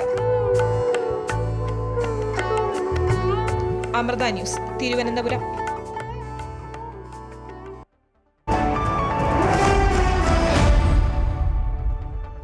ഇനി ബിസിനസ് വാർത്തകൾ നോക്കാം. ഹൈക്കോൺ ഇന്ത്യ ലിമിറ്റഡിൻ്റെ കൊച്ചിയിലെ കോർപ്പറേറ്റ് ഓഫീസും അത്യാധുനിക ഇലക്ട്രിക് വെഹിക്കിൾ ലിഥിയം ബാറ്ററി ഫാക്ടറിയും ഉദ്ഘാടനത്തിന് സജ്ജമായി. കാക്കനാട് കിൻഫ്ര ഇന്റർനാഷണൽ കൺവെൻഷൻ സെന്ററിൽ നടക്കുന്ന ചടങ്ങിൽ മന്ത്രി പി രാജീവ് ഫാക്ടറി ഉദ്ഘാടനം ചെയ്യും. ചടങ്ങിൽ Hycon India limited chairman and managing director Christo George, executive director George Christo, KJ Maxy MLA തുടങ്ങിയവർ പങ്കെടുക്കും. 52,000 ചതുരശ്ര അടി വിസ്തീർണത്തിൽ നിർമ്മിച്ചിരിക്കുന്ന യൂണിറ്റ് പൂർണ്ണമായും ഹരിത ഊർജ്ജത്തിലാണ് പ്രവർത്തിക്കുന്നത്. ആദ്യഘട്ടത്തിൽ 52,000 ചതുരശ്ര അടി വിസ്തീർണത്തിൽ ഒരു കോർപ്പറേറ്റ് ഓഫീസും ഇലക്ട്രിക് 3 വീലറുകളും ലിഥിയം ബാറ്ററികളും നിർമ്മിക്കുന്നതിനായുള്ള യൂണിറ്റും ഉൾപ്പെടുന്നു. കേരളവുമായുള്ള സാമ്പത്തിക സാംസ്കാരിക ബന്ധം കൂടുതൽ ശക്തിപ്പെടുത്തുന്നതിനായി Indo Japan chamber of commerce സംഘടിപ്പിക്കുന്ന ജപ്പാൻ മേളയുടെ 3ാം പതിപ്പ് കൊച്ചിയിൽ നടക്കും. ഒക്ടോബർ 16 മുതൽ 18 വരെ നടക്കുന്ന പരിപാടിയിൽ ജപ്പാനിലെയും കേരളത്തിലെയും വ്യവസായ സംരംഭകർ, സ്ഥാപനങ്ങൾ, സാംസ്കാരിക മേഖലയിലെ പ്രമുഖർ തുടങ്ങിയവർ പങ്കെടുക്കും. മേളയുടെ പ്രഖ്യാപനത്തിനായി കൊച്ചിയിൽ നടത്തിയ വാർത്താ സമ്മേളനത്തിൽ ഇൻജാക് പ്രസിഡന്റും സിന്തറ്റ് ഇൻഡസ്ട്രീസ് എക്സിക്യൂട്ടീവ് ചെയർമാനുമായ ഡോക്ടർ വിജു ജേക്കബ്, ഇൻജാക് വൈസ് പ്രസിഡന്റും ജപ്പാൻ മേള ജനറൽ കൺവീനറുമായ ഡോക്ടർ K. ഇളങ്കോവാൻ എന്നിവർ സംസാരിച്ചു. 2013 സ്ഥാപിതമായതു മുതൽ ഇൻജാക് ഇരു രാജ്യങ്ങളും തമ്മിലുള്ള ബന്ധം മെച്ചപ്പെടുത്തുന്നതിൽ വലിയ പങ്ക് വഹിക്കുന്നുണ്ടെന്ന് ഡോക്ടർ വിജു ജേക്കബ് പറഞ്ഞു. വികസിത ഭാരതം എന്ന ലക്ഷ്യത്തിന് വികസിത കേരളം കൂടിയേ തീരുവെന്ന് ഗവർണർ രാജേന്ദ്ര അർലേക്കർ. കേരളം വികസിക്കുമ്പോഴാണ് ഇന്ത്യ പൂർണ്ണമായി പുരോഗതി കൈവരിക്കുന്നതെന്നും അദ്ദേഹം പറഞ്ഞു. കൊച്ചി ജെയിൻ യൂണിവേഴ്സിറ്റി ആവിഷ്കരിച്ച ഫ്യൂച്ചർ കേരള മിഷൻ്റെ ഭാഗമായിട്ടുള്ള ലെക്ചർ സീരീസിൻ്റെ ഉദ്ഘാടനവും ഐഡിയ ഫെസ്റ്റ് ലോഞ്ചിങ്ങും നിർവഹിച്ച് സംസാരിക്കുകയായിരുന്നു ഗവർണർ. ചെറിയ സംസ്ഥാനമായ ഗോവയ്ക്ക് പോലും നിരവധി സമുദ്രാനുബന്ധ വ്യവസായങ്ങൾ സ്ഥാപിക്കാൻ കഴിഞ്ഞിട്ടുണ്ടെങ്കിൽ കേരളത്തിന് എന്തുകൊണ്ട് സാധിക്കുന്നില്ല എന്നും അദ്ദേഹം ചോദിച്ചു. ഇനി സെൻട്രൽ മാഗസിനിലേക്കാണ്. ഗോത്രജന വിഭാഗത്തിൻ്റെ തനത് കലകളും പരമ്പരാഗത ഉൽപ്പന്നങ്ങളും പരിചയപ്പെടുത്തുന്ന ഗദ്ദിക കൂടെ കൈലാസയാത്ര പുനരാരംഭിച്ച വേളയിലെ യാത്രാവിശേഷങ്ങളും കാണാം സെൻട്രൽ മാഗസിനിൽ.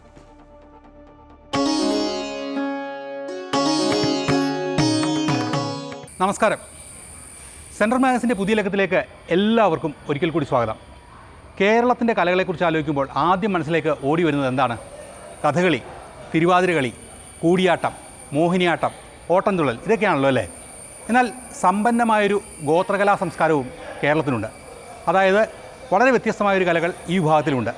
അത്തരം കലകളെ പരിചയപ്പെടുത്തുകയാണ് ഗദ്ദിക. ഈ ഗദ്ദിക എന്ന് പറഞ്ഞാൽ എന്താണെന്ന് അർത്ഥമെന്നറിയാവോ? ശാന്തിയും സമാധാനവും. കലകളെല്ലാം ശാന്തിക്കും സമാധാനത്തിനും വേണ്ടിയുള്ളതാണല്ലോ അല്ലേ? നമുക്ക് കാണാം ഗോത്രസമ്പന്നമായ ആ കലാരൂപങ്ങൾ.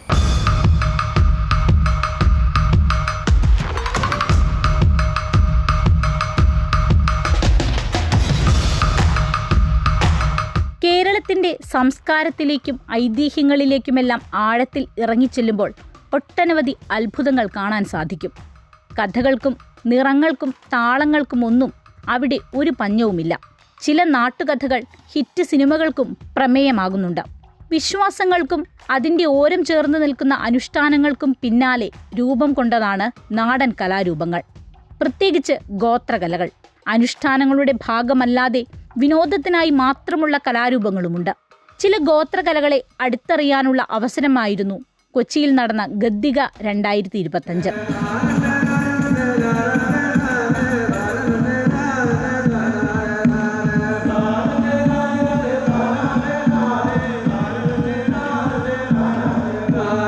പണിയ സമുദായത്തിന്റെ വാദ്യോപകരണമാണ് തുടിയും കുഴലും. ഇന്ന് കലോത്സവ വേദികളിലും തുടിയും കുഴലും വലിയ പ്രചാരം നേടിക്കഴിഞ്ഞു.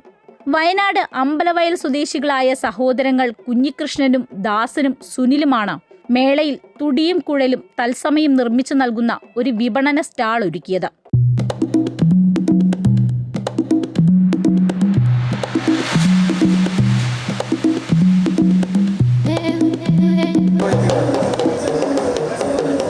കമ്പളം വയനാട് എന്നാണ് ഇവരുടെ സംരംഭത്തിന്റെ പേര്. പണിയാൻ നൃത്തത്തിനാണ് പ്രധാനമായും തുടിയും കുഴലും ഉപയോഗിക്കുക. വയനാടൻ കാർഷിക പാരമ്പര്യത്തിന്റെ അടയാളങ്ങളാണ് തുടിയും കുഴലും. പുരുഷന്മാർ പാടവരമ്പത്ത് നിന്ന് തുടിയും കുഴലും വായിക്കും. സ്ത്രീകൾ പാട്ടുപാടി നൃത്ത ചുവടുകളുമായി വയലിൽ ഞാറ് നടും. കമ്പളനാട്ടി എന്ന് പറഞ്ഞിട്ടുണ്ടെങ്കിൽ വയലിൽ കൂടെ ഞാറ് നടുമ്പോൾ കമ്പളം കൊട്ടാൻ വേണ്ടിയിട്ട് ഉള്ള തുടിയുണ്ട്, കല്യാണത്തിന് കൊട്ടുന്ന തുടിയുണ്ട്. ഇതിനൊക്കെ ഓരോ താളങ്ങളാണ്. വട്ടക്കളിക്കുള്ള താളങ്ങൾ വേറെയാണ്. കുഴൽ വിളിക്കുന്നതും വേറെ ടൈപ്പിലാണ്. അപ്പോൾ 2 രീതിയിലും 3 രീതിയിലൊക്കെ കുറേ താളങ്ങൾ, തുടിക്ക് താളങ്ങൾ, ഒരുപാട് താളങ്ങളുണ്ട്. ചെണ്ട വരെ നമുക്ക് തുടിയിലടിക്കാം. അത് പിന്നെ നിലനിർത്തി കൊണ്ടുപോകണം എന്നാണ് ഞങ്ങളായിട്ടുള്ള പണി സമുദായത്തിൻ്റെ ആഗ്രഹം. അടുത്ത തലമുറയ്ക്ക് പഠിപ്പിക്കാനുള്ള സൗകര്യങ്ങളും കളരികളൊന്നും ഇല്ല. ഞങ്ങൾ വീട്ടിൽ വെച്ചാണ് ചെയ്യുന്നത്. വീട്ടിലേക്ക് ഒരു വരുമാന മാർഗം കൂടിയാണത്. കുമിൾത്തടി ഉപയോഗിച്ചാണ് മുൻകാലങ്ങളിൽ ഉപകരണങ്ങൾ നിർമ്മിച്ചിരുന്നത്. ഇന്ന് കുമിൾ ലഭിക്കാത്തതിനാൽ പ്ലാവിൻ തടിയിലാണ് നിർമ്മാണം. ആടിന്റെ തോലാണ് തുടിയിൽ ഉപയോഗിച്ചിരിക്കുന്നത്. കമ്പി പഴുപ്പിച്ചാണ് ഉപകരണങ്ങളിൽ തുളയിടുന്നത്. വലിയ തുടിക്ക് 4500 രൂപയും കുഴലിന് 1500 രൂപയുമാണ് വില. സംസ്ഥാന സ്കൂൾ കലോത്സവങ്ങളിൽ പണിയാനൃത്തം മത്സര ഇനമായതോടെ തുടിയും കുഴലും വാങ്ങാൻ ആളുണ്ട്. കുഞ്ഞികൃഷ്ണനും സഹോദരങ്ങൾക്കും അച്ഛനിൽ നിന്നാണ് ഈ വാദ്യോപകരണങ്ങളുടെ ബാലപാഠങ്ങൾ പകർന്നു കിട്ടിയത്. സ്റ്റാളുകൾ കാണാൻ വരുന്നവർക്ക് മുൻപിൽ ഇവർ ഉപകരണങ്ങൾ വായിച്ചു കേൾപ്പിക്കുന്നു.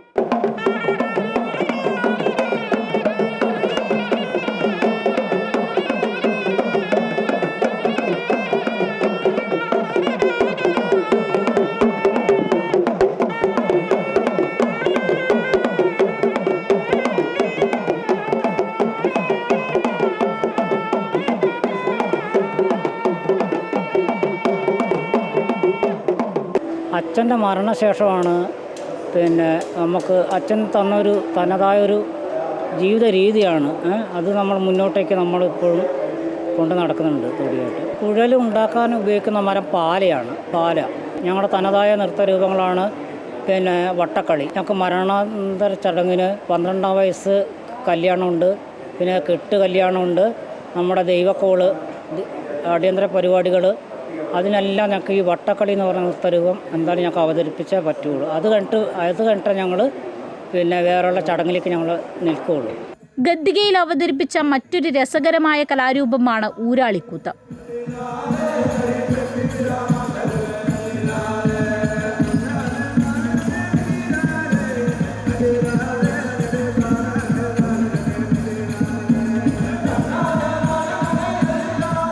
ഇടുക്കി ജില്ലയിലെ ഊരാളി സമുദായത്തിലെ അംഗങ്ങൾ വിനോദത്തിന് വേണ്ടി നടത്തുന്ന കലാരൂപമാണ് ഊരാളിക്കൂത്ത്. ഓണം, വിഷു, ശിവരാത്രി എന്നീ വിശേഷ ദിവസങ്ങളിലും വിവാഹ തലേന്നും മരണാനന്തര ചടങ്ങുകളിലും ഊരാളിക്കൂത്ത് നടത്തുന്നു. നമ്മുടെ ഇടുക്കി ജില്ലയെ സംബന്ധിച്ച് ഈ കണ്ണകി കോവിലും വിഷയം ഇടുക്കി ജില്ലയിൽ മന്നാങ്കൂത്തിലും അതുപോലെ തന്നെ മുഴുവാങ്കൂത്തിലും എല്ലാം പ്രധാന വിഷയമായി വരുന്നുണ്ട്. കൃത്താഴ്സ് കുറച്ച് വർഷങ്ങൾക്ക് മുമ്പ് ഊരാളിക്കൂത്തിന് പ്രത്യേക പരിശീലന പഠനക്കളരി നടന്നിരുന്നു. ഇതിൻ്റെ പാട്ടുകൾ അറിയുന്ന ആൾക്കാരൊക്കെ കുറഞ്ഞു വരികയാണ്. പരമ്പരാഗതമായി പാടിയിരുന്ന കലാകാരന്മാരും അതുപോലെ തന്നെ അത് പാട്ടറിയുന്നവരും കുറഞ്ഞു വരുന്നതുകൊണ്ട് തന്നെ നമ്മൾ പുതിയ കാലഘട്ടത്തിൽ നമ്മൾ പുതിയ യുവജനങ്ങൾക്ക് പഠിപ്പിക്കുന്നതിൻ്റെ ഭാഗമായിട്ടാണ് പരിശീലന പഠനക്കളരി സംഘടിപ്പിച്ചത്. ഇവർക്ക്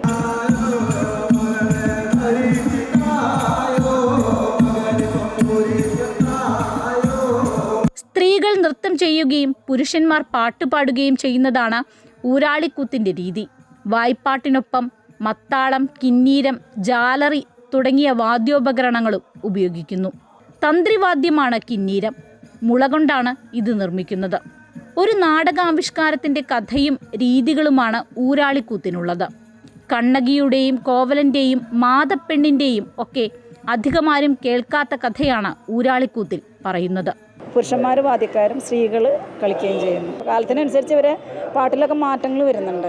തെങ്ങുംതോപ്പ്, കവുങ്ങുംതോപ്പ് ഒക്കെ കടന്നിട്ടാണ് വന്നത്. പുതിയ കാലത്തിലെ പാട്ടുകൾ റബ്ബർ തോട്ടങ്ങളാണ് പറയുന്നത്. കാരണം പാട്ടിൻ്റെ കാലം അനുസരിച്ച് പ്രകൃതി മാറി വരുന്നുണ്ട്.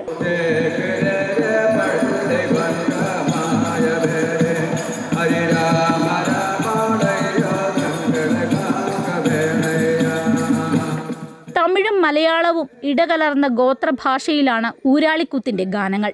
എല്ലാം വാമൊഴിയിൽ പകർന്നു കിട്ടിയവ തന്നെ.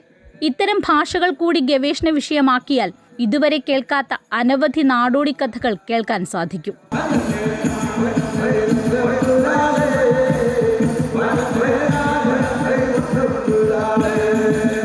ഏ കുട്ടി ഏൻ കഴുതേ ഏൻ മുത്തു എന്നെന്ന വേണമടി എന്നെന്ന വേണമതി കാതുക്കുലോലകൾ പോട്ടുകീറേ കാതിലെ പോട്ടുകീറേൻ. അതെ അതെ, അത് മന്നാം ഭാഷയാണ് അതിൽ ഉപയോഗിക്കുന്നത്. ഊരാളിക്കൂത്തിൽ ഊരാളി ഭാഷ. ഓരോ സമുദായത്തിനും കേരളത്തിലെ എല്ലാ ഗോത്ര വിഭാഗക്കാർ അവരുടേതായ തനത് ഭാഷ അവർ സംസാരിക്കുന്നുണ്ട്. നമ്മളോട് സംസാരിക്കുമ്പോൾ അത് സംസാരിക്കുന്നില്ല, പക്ഷേ തനത് ഭാഷ അവർക്കുണ്ട്.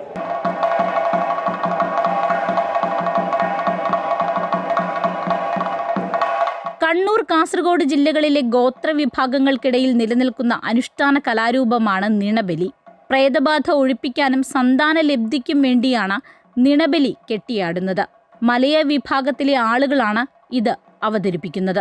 ഉഗ്രരൂപിണിയായ കാളി കരിങ്കാളിയായി മാറുന്നതും ബലിത്തട്ടിൽ വെച്ച് ദാരികനെ കൊല്ലുന്നതുമായ ഭാഗമാണ് പ്രധാനമായും അവതരിപ്പിക്കുക. കഥയിലും അലങ്കാരങ്ങളിലുമെല്ലാം മുടിയേറ്റിനോട് ഏറെ സാദൃശ്യമുള്ള കലാരൂപമാണ് നിണബലി.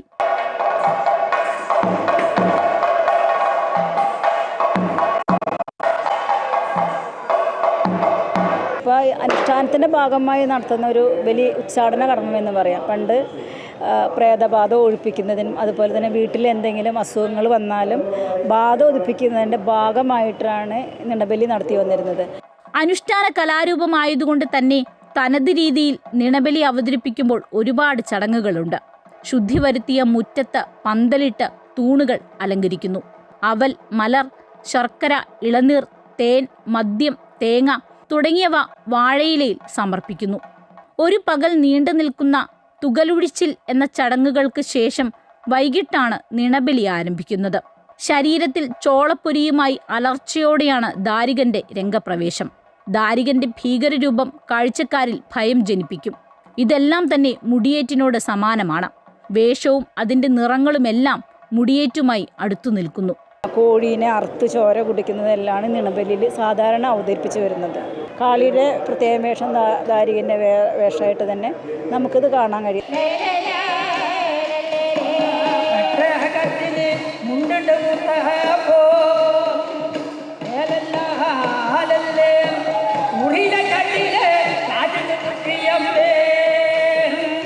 ഗദ്ദികയിലെ പ്രധാനപ്പെട്ട കലാരൂപങ്ങളായിരുന്നു നായാടിയും പൊറാട്ടും. പാലക്കാട് ജില്ലയിലെ പട്ടികജാതിക്കാരായ പാണൻ സമുദായക്കാർ ദേശത്തെ കാവുകളിലെ വേലപൂരത്തിന്റെ വരവറിയിച്ചുകൊണ്ട് നടത്തുന്ന കലാരൂപമാണ് പാൺപൂതം നായാടി. വീട് വീടാന്തരം കയറി ഇറങ്ങിയാണ് ഈ കലാരൂപം ചെയ്യുന്നത്. തുടി, കയ്യലക തുടങ്ങിയ വാദ്യോപകരണങ്ങളാണ് ഇതിനായി ഉപയോഗിക്കുന്നത്. കളി കഴിയുമ്പോൾ വീടുകളിൽ നിന്ന് ഇവർക്ക് അരിയും നെല്ലും പണവും നൽകും. പൂര ദിവസം ക്ഷേത്രത്തിലെത്തി വിസ്തരിച്ച് കളിച്ചാണ് ഇത് അവസാനിപ്പിക്കുക. പൊറാട്ട് നാടകം അല്ലെങ്കിൽ പൊറാട്ട് കളി, അതല്ലെങ്കിൽ ശങ്കര നായാടി. പൊറാട്ട് പറഞ്ഞാൽ അമ്പലം മതിൽക്കെട്ടിൻ്റെ പുറത്തുള്ള ആട്ടം, അത്രയേ ഉള്ളൂ.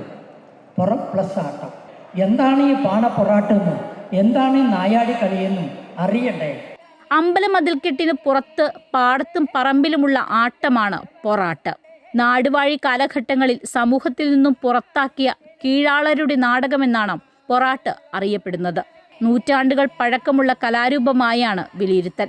പുരുഷന്മാരാണ് അരങ്ങിലെത്തുന്നത്. സ്ത്രീവേഷങ്ങളും കൈകാര്യം ചെയ്യുന്നത് പുരുഷന്മാർ തന്നെ.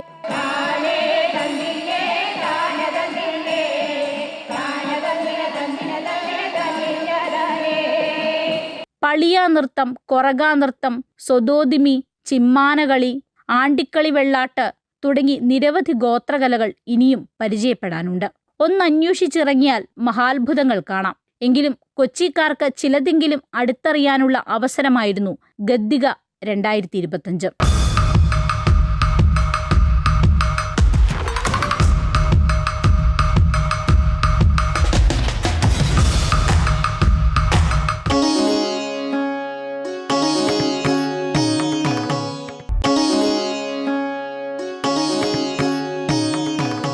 ഹിന്ദുമത വിശ്വാസപ്രകാരം കൈലാസം വെറുമൊരു പർവ്വതമല്ല, മറിച്ച് ദേവലോകത്തെയും ഭൂമിയെയും ബന്ധിപ്പിക്കുന്ന ഒരു കണ്ണിയാണ്. മഹാദേവൻ്റെ വാസസ്ഥലമായി കരുതപ്പെടുന്ന കൈലാസം സ്വർഗത്തിൻ്റെ പടവുകൾ എന്നാണ് അറിയപ്പെടുന്നത്. കൈലാസയാത്ര പലരുടെയും ഒരു സ്വപ്നമാണ്. കഴിഞ്ഞ 6 വർഷമായി നിലച്ചിരുന്ന ഈ യാത്ര ഇപ്പോൾ പുനരാരംഭിച്ചിരിക്കുകയാണ്. എങ്ങനെ കൈലാസത്തിലെത്താം? വഴി സെൻട്രൽ മാഗസിൻ പറഞ്ഞു തരും.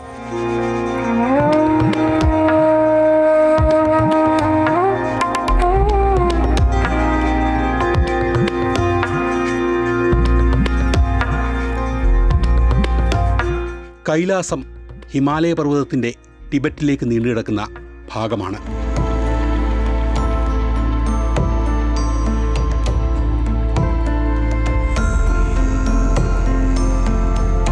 ഡൽഹിയിൽ നിന്ന് 865 കിലോമീറ്റർ അകലെ സമുദ്രനിരപ്പിൽ നിന്ന് ഏതാണ്ട് 6690 മീറ്റർ ഉയരത്തിലാണ് കൈലാസം സ്ഥിതി ചെയ്യുന്നത്.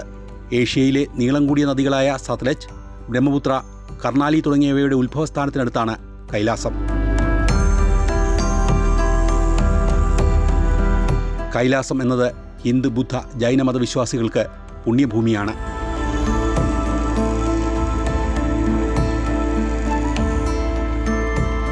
ആഗ്രഹമുള്ളതുകൊണ്ടോ ധനമുള്ളതുകൊണ്ടോ അധികാരമുള്ളതുകൊണ്ടോ കൈലാസത്തിൽ എത്തിച്ചേരുക സാധ്യമല്ല എന്ന് അനുഭവസ്ഥർ പറയുന്നു. ഇത്രയൊക്കെ നമ്മൾ പ്ലാൻ ചെയ്തു പോയാലും അവിടെ യാത്ര വിജയിക്കുകയോ ഇല്ലേ എന്നുള്ളതൊക്കെ അത് ഭഗവാന്റെ അനുഗ്രഹത്തിൻ്റെ പൂർണ്ണമായും ഭഗവാന്റെ അനുഗ്രഹമാണ്. അപ്പോൾ നല്ല അർപ്പണബോധത്തോടുകൂടി നമ്മൾ പോവുക, അത്യാവശ്യം വേണ്ട ശാരീരിക പ്രിപ്പറേഷൻസ് നടത്തുക. നമ്മുടെ ശരീരത്തിൻ്റെ ശക്തി കൊണ്ട് മാത്രം നമ്മൾ ആ യാത്ര പൂർത്തീകരിക്കും എന്ന് പറയാൻ പറ്റില്ല. കാരണം അവിടെ കാര്യങ്ങൾ തീരുമാനിക്കുന്നത് നമ്മളല്ല, ഭോലേനാഥാണ്. അപ്പോൾ അദ്ദേഹത്തിൻ്റെ മനസ്സിലുള്ള പ്ലാൻ അനുസരിച്ച് നടക്കുള്ളൂ. പിന്നെ ഒരു കാര്യം ശ്രദ്ധിക്കേണ്ടതെന്ന് വെച്ചാൽ നമുക്ക് സാധ്യതയില്ലാത്ത, പിന്നെ ചില ആളുകൾക്കൊക്കെ ദിരാപ്പുക്ക് ക്യാമ്പിൽ എത്തുമ്പോൾ തന്നെ ശ്വാസതടസ്സമോ അല്ലെങ്കിൽ എന്തെങ്കിലും ബുദ്ധിമുട്ടുകൾ അനുഭവപ്പെടുകയാണെങ്കിൽ അവിടെ നിന്ന് തന്നെ ദർശനം ചെയ്തുകൊണ്ട് തിരിച്ചു പോരാം. പരിക്രമണം എന്ന് പറയുന്ന ടഫായ മേഖലയിലേക്ക് കടക്കാതിരിക്കും. പരമശിവൻ പത്നിയായ പാർവതീദേവിയുമൊത്ത് ധ്യാനത്തിലിരിക്കുന്ന സ്ഥലമാണ് കൈലാസപർവ്വതം എന്നാണ് വിശ്വാസം. ജൈനമതത്തിൽ കൈലാസം അഷ്ടപദപർവ്വതം എന്ന പേരിലാണ് അറിയപ്പെടുന്നത്. ജൈനതീർത്ഥങ്കരൻ ഋഷഭദേവ തുടങ്ങിയവർ മോക്ഷപ്രാപ്തിക്ക് വേണ്ടി തപസ് ചെയ്യാൻ തിരഞ്ഞെടുത്തതും കൈലാസപർവ്വതമായിരുന്നുവെന്നാണ് വിശ്വാസം. മഹേശ്വരൻ്റെ പീഠം നേരിൽ കാണുക എന്നത് ചില നിയോഗത്തിൻ്റെ അടിസ്ഥാനത്തിൽ നിശ്ചയിക്കപ്പെട്ടിരിക്കുന്നു.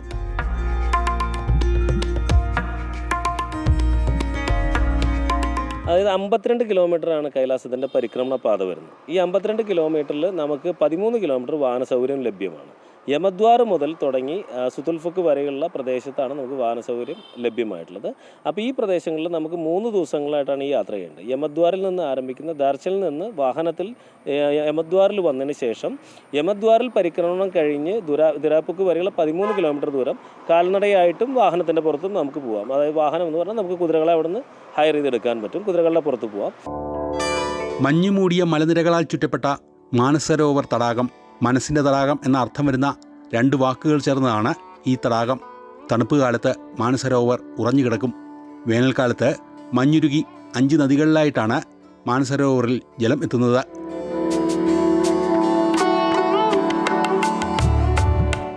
നീണ്ട 6 വർഷത്തിന് ശേഷം കൈലാസ് മാനസരോവർ യാത്ര പുനരാരംഭിച്ചിരിക്കുകയാണ്.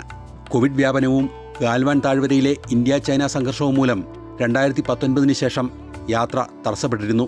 നമ്മൾ കൈലാസ യാത്രയ്ക്ക് തലേദിവസം രജിസ്റ്റർ ചെയ്തുകൊണ്ട് മാത്രം നമുക്ക് പോകാൻ പറ്റില്ല. മിനിമം 2 മാസം മുമ്പെങ്കിലും കൈലാസ യാത്രയ്ക്ക് പോകാൻ ആഗ്രഹിക്കുന്നവർ അതാത് ഏജൻസികളുമായിട്ട് രജിസ്റ്റർ ചെയ്യണം. കാരണം ഇതിനകത്ത് 3 ഏജൻസികൾ, 3 രാജ്യത്തു നിന്നുള്ള ഏജൻസികളുടെ കൺസോർഷ്യമാണ് ഈ യാത്രകൾ സംഘടിപ്പിക്കുന്നത്. ഒന്ന് ഇന്ത്യൻ ട്രാവൽ ഏജൻറ് ഉണ്ടായിരിക്കും, നേപ്പാളിലെ ഏജൻറ് ഉണ്ടായിരിക്കും, അതിന് പുറമെ ചൈനയിലെ ഏജൻറ് ഉണ്ടായിരിക്കും. അപ്പോൾ ഈ 3 പേരിൽ കൂടിയും ഈ വിസയുടെയും പെർമിറ്റിൻ്റെയും പ്രോസസ്സ് സാധാരണയിൽ കൂടുതൽ വ്യത്യസ്തമായ രീതിയിലാണ് നടക്കുന്നത്. പെർമിറ്റ് വന്നതിന് ശേഷം മാത്രമേ പലപ്പോഴും പൈസ കൊടുക്കുക. ഇപ്പോൾ തീർത്ഥയാത്രയെ സംബന്ധിച്ചിടത്തോളം ഞങ്ങൾ ചെയ്യുന്നത് പെർമിറ്റ് വന്നതിന് ശേഷം മാത്രമേ മറ്റുള്ളവരിൽ നിന്ന് പൈസ മേടിക്കുന്നുള്ളൂ. ആത്മീയം എന്നതിനൊപ്പം ശാരീരികമായി ഒരാൾക്ക് വെല്ലുവിളി ഉയർത്തുന്നതാണ് കൈലാസയാത്ര.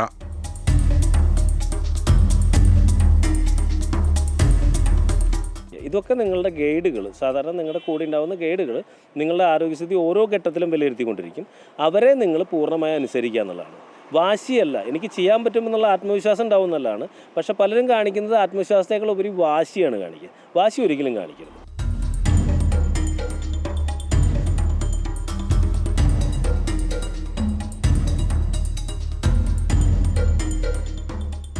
ഓരോരുത്തരെയും കൈലാസത്തിൽ എത്തിക്കുന്നതിന് പിന്നിൽ ഒരു നിർണായക ശക്തിയുണ്ടെന്നും കൃത്യസമയത്ത് അത് യാത്രികരിലേക്ക് അനുഗ്രഹമായി വരുമെന്നും ശിവഭക്തർ ഉറച്ചു വിശ്വസിക്കുന്നു. നിങ്ങളെ അറിയാൻ വേണ്ടിയിട്ട് ഞങ്ങൾ ഒരു അവസരം എല്ലാവർക്കും തുറന്നു കൊടുക്കുകയാണ്. അപ്പോൾ അതാണ് നമ്മളുടെ മെയിനായിട്ട് ഈ തീർത്ഥയാത്രയുടെ ഒരു മെയിൻ മിഷൻ എന്ന് പറയുന്നത്. ഇതൊരു നോൺ പ്രോഫിറ്റ് മേക്കിംഗ് ഓർഗനൈസേഷനാണ്. കാരണം മറ്റുള്ള അൺലൈക്ക് അതർ ട്രാവൽ കമ്പനികൾ നമ്മൾ ചെയ്യുന്നതെന്ന് വെച്ച് കഴിഞ്ഞാൽ വളരെ ഒരു കച്ചവടത്തേക്കാൾ കൂടുതൽ നമ്മുടെ സനാതനധർമ്മത്തെ ജനങ്ങളിലേക്ക് എത്തിക്കുക എന്നുള്ളതാണ്. നമ്മുടെ ഇന്ത്യയിൽ തന്നെയുള്ള പല ഇതേപോലുള്ള കൈലാസമാണെങ്കിലും ചാർധാമാണെങ്കിലും അങ്ങനെ പല വിശിഷ്ട സ്ഥലങ്ങളും ആൾക്കാരെ ആകർഷിക്കുക എന്നുള്ള ഉദ്ദേശത്തിലാണ് തുടങ്ങിയിരിക്കുന്നത്. മുഴുവൻ പ്രപഞ്ചവും നിലനിൽക്കുന്നത് കൈലാസത്തെ ചുറ്റിപ്പറ്റിയാണെന്ന് പറയപ്പെടുന്നു. അതായത് പ്രപഞ്ചത്തിൻ്റെ കേന്ദ്രം. ഇവിടെ എത്തുന്ന പലരും ആ ഊർജ്ജപ്രവാഹം നേരിട്ടറിയുന്നു. വാക്കുകൾ കൊണ്ട് വിവരിക്കാൻ കഴിയാത്ത വികാരമാണ് കൈലാസം എന്ന അനുഭവം. കൈലാസം നമുക്ക് വാക്കുകളാൽ വിവരിക്കുക എന്ന് പറയുന്നത് വലിയ ബുദ്ധിമുട്ടാണ്. പക്ഷേ ഓരോ തവണയും അവിടെ ചെല്ലുമ്പോൾ കൈലാസം എന്ന് പറയുന്നത് നമ്മൾ കണ്ടിട്ടുള്ള, എൻ്റെ ജീവിതത്തിൽ ഞാൻ കടന്നു പോയിട്ടുള്ള ഒരുപാട് ക്ഷേത്രങ്ങളിൽ സഞ്ചരിച്ചിട്ടുണ്ട്, ഒരുപാട് പ്രദേശങ്ങളിൽ പോയിട്ടുണ്ടെങ്കിലും ഇത്രയേറെ എനർജി നമുക്ക് അനുഭവപ്പെടുന്ന മറ്റൊരു സ്ഥലമല്ല. അവിടെ പലരുടെയും ധാരണ അവിടെ ക്ഷേത്രം ഉണ്ടെന്നാണ്. അവിടെ ഒന്നുമില്ല, കൈലാസ പർവ്വതം മാത്രമേ ഉള്ളൂ. പക്ഷേ ആ കൈലാസ പർവ്വതത്തിൻ്റെ എനർജി പോലും നമുക്ക് അത്രയേറെ ആസ്വാദികരമായിരിക്കും. കാൽനടയായോ ഹെലികോപ്റ്ററിലോ വാഹനങ്ങളിലോ ഈ സ്ഥലം സന്ദർശിക്കാം. കൈലാസവും മാനസരോവറും സന്ദർശിക്കാനുള്ള ബുക്കിംഗ് വിദേശകാര്യ മന്ത്രാലയം വഴിയാണ് ചെയ്യേണ്ടത്. ഇന്ത്യ, നേപ്പാൾ, ചൈന എന്നിങ്ങനെ 3 രാജ്യങ്ങളുമായി ബന്ധപ്പെട്ട യാത്രാ നിയന്ത്രണങ്ങൾ നിലനിൽക്കുന്നതിനാൽ വിസ നടപടികൾ കൃത്യമാക്കി വേണം യാത്ര പ്ലാൻ ചെയ്യാൻ. ഈ പ്രദേശം ചൈന അധിനിവേശ ടിബറ്റിൽ ആയതിനാൽ പാസ്പോർട്ട് നിർബന്ധമാണ്. അതുകൊണ്ട് തന്നെ വിശ്വസ്തരായ ഏജൻസികളെ വേണം യാത്രക്കായി തിരഞ്ഞെടുക്കാൻ. നിങ്ങൾ ഒരു കൈലാസയാത്ര ഏജൻസിയെ തിരഞ്ഞെടുക്കുമ്പോൾ അവരുടെ കൂടെ മുമ്പ് പോയിട്ടുള്ള ആൾക്കാരായിട്ട്, ഏത് ഏജൻസി വേണമെങ്കിൽ ആവാം, നിങ്ങൾക്ക് എത്താൻ യോഗം ഉണ്ടെങ്കിൽ നിങ്ങൾ ഏത് ഏജൻസിയായിട്ട് അവിടെ എത്തും, മുമ്പ് പോയിട്ടുള്ള ആൾക്കാരായിട്ട് എന്തായിരുന്നു യാത്രാനുഭവം എന്ന് പങ്കുവയ്ക്കുക. എന്നിട്ട് എല്ലാം കൃത്യമായിട്ട് പോകുന്നുണ്ടെങ്കിൽ, കാരണം പലപ്പോഴും നമ്മൾ കാണുന്ന ഇപ്പോൾ പല വലിയ ഗ്രൂപ്പുകൾ പോയിട്ട് നേപ്പാളിലൊക്കെ ദിവസക്കണക്കിന് കെട്ടിക്കിടക്കുകയാണ് വിസ വരാതെ, പെർമിറ്റ് വരാതെ. ചിലർ നേപ്പാൾ വരെ പോയിട്ട് തിരിച്ചു വന്നിട്ടുള്ള ചരിത്രമുണ്ട്. ഇന്ത്യൻ സർക്കാരിൻ്റെ ഔദ്യോഗിക പാതയിലെ 2 യാത്രാമാർഗ്ഗങ്ങളാണ് കൈലാസ് മാനസരോവർ യാത്രയ്ക്കുള്ളത്. ഉത്തരാഖണ്ഡിലെ രൂപ്സേക്ക് വഴിയും സിക്കിമിലെ നാഥുല പാസ് വഴിയും പോകാൻ സാധിക്കും. രണ്ടാമത്തെ ദിവസമാണ് പരിക്രമണത്തിലെ ഏറ്റവും ബുദ്ധിമുട്ടുള്ള ഭാഗം വരുന്നത്. ഡോൾമ പാസ് വരുന്ന 18,500 അടി ഉയരമുള്ള ഭാഗത്തിലാണ് ഏറ്റവും ബുദ്ധിമുട്ട് വരുന്നത്.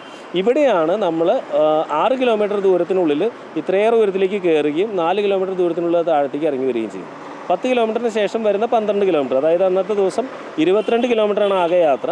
ആ 12 കിലോമീറ്റർ നിരപ്പായ മോട്ടറബിൾ റോഡാണ്. അപ്പോൾ ഈ കാലത്ത് വരുന്ന 6 കിലോമീറ്റർ കയറ്റും 4 കിലോമീറ്റർ ഇറക്കാണ് ഈ യാത്രയിലെ ഏറ്റവും ടഫായിട്ടുള്ളത്. ഇന്ത്യയിലുള്ള പല തീർത്ഥാടകരും ഈ മാർഗ്ഗങ്ങളാണ് തിരഞ്ഞെടുക്കുന്നത്. സുത്തുൽഫുക്ക് മുതൽ ദാർച്ചൻ വരെയുള്ള ദൂരം നമുക്ക് വളരെ സമനിരപ്പുള്ളതാണ്, മോട്ടറബിൾ റോഡാണ്. അപ്പോൾ അവിടെയും നമുക്ക് പ്രശ്നം വരുന്നില്ല. അപ്പോൾ ഈ പറയുന്ന ദൂരം കവർ ചെയ്യാൻ മൃഗങ്ങളുണ്ടെന്നുണ്ടെങ്കിൽ പോലും ഇറങ്ങി വരുന്ന സമയത്ത് ഏകദേശം 1 കിലോമീറ്ററോളം ഭാഗത്ത് നമുക്ക് നടക്കേണ്ടതായിട്ട് വരും. കാരണം കുതിരയ്ക്ക് പോലും ഇറങ്ങാൻ പറ്റാത്ത അത്രയും സ്റ്റീപ്പായിട്ടുള്ള ഇറക്കമുള്ള പ്രദേശമുണ്ട്. മറ്റൊരു പാത നേപ്പാൾ വഴിയാണ്. കാഠ്മണ്ഡുവിൽ നിന്ന് റോഡ് യാത്രയോ യാത്രക്കാർക്ക് തിരഞ്ഞെടുക്കാവുന്നതാണ്. മെയ് മാസത്തിൽ ആരംഭിച്ച് സെപ്റ്റംബർ, ഒക്ടോബർ വരെയാണ് യാത്രയ്ക്ക് ഏറ്റവും അനുയോജ്യമായ കാലം. ഇതിൽ ജൂൺ മുതലുള്ള മാസങ്ങളാണ് കൂടുതൽ അനുയോജ്യം. സാധാരണ ഹിമാലയത്തിലെ വേനൽക്കാലം ആരംഭിക്കുന്ന ജൂൺ മാസമാണ്. അപ്പോൾ ജൂൺ മാസം മുതൽ ഒക്ടോബറിൽ മഞ്ഞ് വീഴ്ച തുടങ്ങുന്ന ഒക്ടോബർ വരെയുള്ള, ഒക്ടോബർ അവസാനം വരെയുള്ള കാലഘട്ടങ്ങളിൽ കൈലാസയാത്രകൾ നടത്താൻ സാധിക്കുന്നതാണ്. അപ്പോൾ അത് നമ്മുടെ ആരോഗ്യസ്ഥിതി അനുസരിച്ചുള്ള സമയമെടുക്കും. ഇതിനിടയ്ക്ക് ഒരു വർഷക്കാലം കൂടി അവിടെ കടന്നു വരുന്നുണ്ട്. അപ്പോൾ നല്ല തണുപ്പ് നേരിടാൻ ബുദ്ധിമുട്ടുള്ള ആൾക്കാർ ജൂൺ മാസം ഒഴിവാക്കി ജൂലൈ മാസങ്ങളിൽ പോകാൻ ശ്രമിക്കുക, സെപ്റ്റംബർ മാസത്തിൽ പോകാൻ ശ്രമിക്കുക. ഒക്ടോബറിലേക്ക് കിടക്കുമ്പോഴേക്കും വീണ്ടും തണുപ്പ് ആരംഭിക്കും. കൈലാസയാത്ര ഏറെ വെല്ലുവിളികൾ നിറഞ്ഞതാണ്. യാത്ര ചെയ്യുന്നവർ ശാരീരികവും മാനസികവും ആത്മീയവുമായി സജ്ജരായിരിക്കണം. അടിമുടി മാറുന്ന പ്രകൃതിയുടെ നിർദ്ദേശങ്ങളെ സർവാത്മന ഉൾക്കൊണ്ട് അനുസരിക്കാൻ മാനസികമായി സജ്ജരാവണം. 69 വയസ്സ് നിലവിലുള്ള ആൾക്കാർക്ക് മാത്രമാണ് ഈ യാത്ര ചെയ്യാൻ പറ്റുള്ളൂ. 70-ന് മുകളിലുള്ളവർക്ക് യാത്ര ചെയ്യാനുള്ള അനുവാദം ചൈന കൊടുക്കുന്നില്ല. അപ്പോൾ ഫിറ്റാവുമെന്ന് പറയുന്നതിൻ്റെ കണ്ടീഷൻ എന്ന് പറഞ്ഞാൽ മിനിമം ഒരു ദിവസം 5 കിലോമീറ്ററെങ്കിലും നടക്കുന്നവരായിരിക്കണം. അപ്പോൾ സാധാരണ നമ്മൾ സ്പോർട്സിൻ്റെ കണക്കനുസരിച്ച് ട്രക്കിംഗ് ചെയ്യുന്നവർ അരമണിക്കൂറിനുള്ളിൽ 5 കിലോമീറ്റർ നടക്കുന്നതാണ് ഏറ്റവും ആരോഗ്യകരമായ അവസ്ഥ. അവനവൻ്റെ മുൻകാല അനുഭവങ്ങളെ ആധാരമാക്കിയുള്ള അമിത ആത്മവിശ്വാസം ഒഴിവാക്കി ശരീരം, മനസ്സ്, ബുദ്ധി, ബോധം എന്നിവ കൃത്യമായി പ്രവർത്തിപ്പിച്ച് ടിബറ്റിൻ്റെ കാലാവസ്ഥയുമായി പൊരുത്തപ്പെടാൻ ശ്രമിച്ചു വേണം കൈലാസത്തെ അനുഭവതലത്തിൽ എത്തിക്കാൻ. നമ്മൾ ചെറുപ്പം മുതൽ നമ്മുടെ മനസ്സിൽ രൂപപ്പെടുത്തിയിട്ടുള്ള പുരാണങ്ങളുടെ ഏടുകളിൽ കൂടി നമ്മൾ നടന്നു പോവുകയാണ്. അപ്പോൾ ആ ഒരു അനുഭൂതി എന്ന് പറയുന്നത് അതിമനോഹരമാണ്. മാത്രമല്ല കൈലാസത്തിലെത്തുമ്പോൾ മറ്റെല്ലാം മറന്നു പോകുന്നൊരു അനുഭൂതിയാണ്. നമ്മളെ ജീവിതത്തിലുള്ള എല്ലാ പ്രാരാബ്ദങ്ങളും ബാധ്യതകളും നമ്മളെ കാത്തിരിക്കുന്നവരും എല്ലാം മറന്നുപോയി നമ്മളും ഭഗവാനും മാത്രമായി മാറുന്ന ഒരു അസുലഭമായ അനുഭവമാണ് കൈലാസം. കഠിനമായ അന്തരീക്ഷം, ഉയരത്തിലൂടെയുള്ള യാത്ര, ഉറഞ്ഞ തണുപ്പ്, ഓക്സിജന്റെ അഭാവം എന്നീ വെല്ലുവിളികൾ നേരിടേണ്ടി വന്നേക്കാം. അതിനായി ശരീരത്തെ കൃത്യമായി ഒരുക്കിയെടുക്കേണ്ടതുണ്ട്. യാത്രയ്ക്ക് മെഡിക്കൽ പരിശോധനയും ഫിറ്റ്നസ് സർട്ടിഫിക്കറ്റും ആവശ്യമാണ്. അപ്പം മിനിമമായിട്ട് പല ഏജൻസികളും അവരുടെ എണ്ണം കുറയാതിരിക്കാൻ വേണ്ടിയിട്ട് മെഡിക്കൽ ടെസ്റ്റുകൾ നടത്തുന്നില്ല എന്നുള്ളത് നമ്മുടെ ശ്രദ്ധയിൽപ്പെട്ടിട്ടുണ്ട്. പക്ഷേ മെഡിക്കൽ ടെസ്റ്റുകൾ ഒരു 16ഓളമായിട്ട് നിങ്ങൾ നിർബന്ധമായിട്ടും നോക്കുക. നിങ്ങളുടെ ഹൃദയത്തിനും നിങ്ങളുടെ ശ്വാസകോശത്തിനും ഈ സാഹചര്യത്തെ മറികടക്കാൻ വേണ്ട ആരോഗ്യം ഉണ്ടെന്നുള്ളത് നിങ്ങൾ ഉറപ്പുവരുത്തുക. ഇപ്പോൾ നമ്മളൊക്കെ 3 മാസം മുമ്പ് തന്നെ ആൾക്കാരെ വിളിച്ച് അവർക്ക് പ്രാണായാമവും അല്ലെങ്കിൽ അത്യാവശ്യം വേണ്ട എക്സസൈസുകളൊക്കെ പറഞ്ഞു കൊടുത്തുകൊണ്ടാണ് കൊണ്ടുപോകുന്നത്. പിന്നെ ഈ പ്രദേശം എന്ന് പറയുന്നത് വളരെയധികം നമുക്ക് ടഫായിട്ടുള്ളൊരു ടെറേൻ ആയതുകൊണ്ട് ആ ഒരു പ്രിപ്പറേഷൻ നമ്മൾ എന്തായാലും മെഡിക്കൽ ടെസ്റ്റുകളിൽ എന്തായാലും നിങ്ങൾ ഒരു കോംപ്രമൈസും ചെയ്യരുത്. ടിബറ്റൻ പീഠഭൂമിയുടെ സൗന്ദര്യം ശരിക്കും ആസ്വദിക്കാവുന്ന മൺതിട്ടകളായി രൂപപ്പെട്ട ഭൂമിയിൽ എപ്പോഴാണ് മഞ്ഞ് പെയ്യുന്നതെന്നും എപ്പോഴാണ് വെയിൽ വരുന്നതെന്നും പ്രവചിക്കാനാവില്ല. മണ്ണിടിഞ്ഞും വെള്ളപ്പാച്ചിലുമുണ്ടായ കുണ്ടും കുഴികളുമാണ് റോഡുകളിൽ. കൈലാസ യാത്രികർ ശരീരം ശക്തിപ്പെടുത്താനായി യോഗയും വ്യായാമങ്ങളും പ്രാണായാമവും ചെയ്യാറുണ്ട്. ടിബറ്റിലെ അന്തരീക്ഷവും കേരളത്തിൽ നിന്ന് വരുന്നവരുടെ ശരീരവുമായി പൊരുത്തപ്പെടാൻ അല്പസമയമെടുക്കും. ഏകദേശം 2 ലക്ഷം രൂപ മുതൽ 2.5 ലക്ഷം രൂപ വരെയാണ് കേന്ദ്ര സർക്കാർ വഴിയുള്ള യാത്രയ്ക്ക് ആവശ്യമാകുന്ന ചെലവ്. നേപ്പാൾ വഴിയുള്ള യാത്രയ്ക്ക് 2.5 ലക്ഷം മുതൽ 4 ലക്ഷം വരെയും ചിലവ് പ്രതീക്ഷിക്കാം. ചിലപ്പോൾ നമുക്ക് ദില്ലിയിൽ നിന്നുള്ള യാത്ര തുടങ്ങുന്ന ആൾക്കാരുണ്ടായിരിക്കാം, കാഠ്മണ്ഡുവിൽ നിന്ന് തുടങ്ങുന്ന ആയിരിക്കാം. ഇപ്പോൾ പലവിധ കമ്പനികൾ പല രീതിയിൽ മാർക്കറ്റ്. ഇപ്പോൾ നമ്മളെ സംബന്ധിച്ചിടത്തോളം നമ്മൾ ചെയ്യുന്നത് 2,45,000 രൂപയാണ് ഈ കഴിഞ്ഞ വർഷം നമ്മുടെ ട്രാവൽ കോസ്റ്റ് ഉണ്ടായിരുന്നത്. അതിൽ നമ്മൾ ദില്ലിയിൽ നിന്ന് തന്നെ യാത്ര ആരംഭിക്കുകയാണ്. അപ്പോൾ എന്നാണ് യാത്ര തുടങ്ങുന്നത് അതിൻ്റെ തലേദിവസം ദില്ലിയിലുള്ള അക്കോമഡേഷനും ഭക്ഷണം മുതൽ നമ്മൾ ആരംഭിച്ചു കഴിഞ്ഞാൽ തിരിച്ച് യാത്ര കഴിഞ്ഞ് ദില്ലി എയർപോർട്ടിൽ എത്തുന്ന വരെയുള്ള എല്ലാ ഭക്ഷണങ്ങളും ഉൾപ്പെടെയാണ് നമ്മൾ കോസ്റ്റ് കൊടുക്കുന്നത്. ഇതിൽ നമുക്ക് ഈ കാശിൽ തന്നെ 1,40,40,000 രൂപ ചൈനീസ് ഏജൻസികൾക്ക് അടയ്ക്കേണ്ട പൈസയാണ്. കൈലാസ പരിക്രമയുടെ ആദ്യ 2 ദിനങ്ങൾ കഷ്ടപ്പാടുകളുടേതാണ്. യാത്രയിലെ ബുദ്ധിമുട്ടാണ് കൈലാസയാത്രയുടെ സുഖമെന്ന് തിരിച്ചറിയണം. ഒരു കാര്യം ഉറപ്പിക്കാം, കൈലാസത്തിലേക്ക് പോയ വ്യക്തിയായിട്ടാവില്ല തിരിച്ചുവരവ്. ആ യാത്ര ഒരാളെ ഒന്ന് അഴിച്ചു പണിയും. ഇന്നലെ വരെ ഉണ്ടായിരുന്ന മുൻഗണനകൾ മാറും. ലോകത്തെയും ജീവിതത്തെയും വീക്ഷിക്കാൻ ജ്ഞാനത്തിൻ്റെയും അറിവിൻ്റെയും അഗ്രത്ത് ഒരിടം കണ്ടെത്തും. കൈലാസയാത്ര വെറുമൊരു തീർത്ഥാടനമല്ല, അവനവനിലേക്കുള്ള വെല്ലുവിളി നിറഞ്ഞ ഒരു തിരിച്ചറിവ് കൂടിയാണ്.